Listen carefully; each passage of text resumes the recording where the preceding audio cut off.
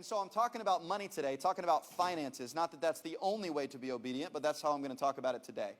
So we were talking about if you are obedient to the Word of God, and if you give to His church, then He will multiply it and bless you.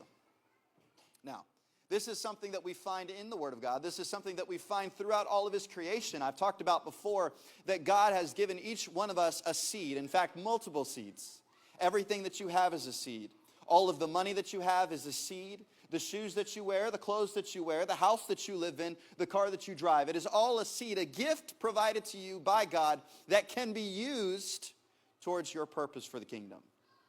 Now the question is, what will you do with your seed? Because the thing about a seed and the way God's creation is that that seed cannot grow in your hand, like we talked about last week. The seed cannot grow in your pocket, but the seed can only grow if it is sown.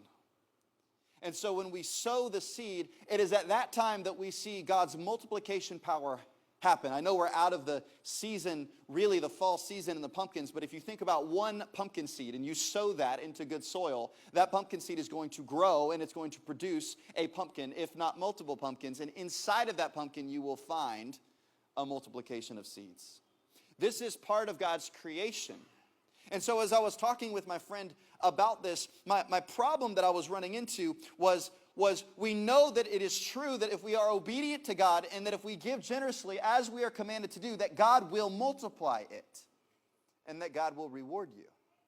Now, what does that reward look like? We talked about that last week as well. There's a difference between wage and entrustment. The reward that we receive from God is not a wage. God does not owe you anything. God does not owe me anything. Everything that we have belongs to God. And so when I say that God rewards you with entrustment, what I mean by that is that God is not paying you back for your obedience, but instead He is entrusting you with more because you have proven yourself trustworthy and obedient with the seed that He has given you. Are you with me, church?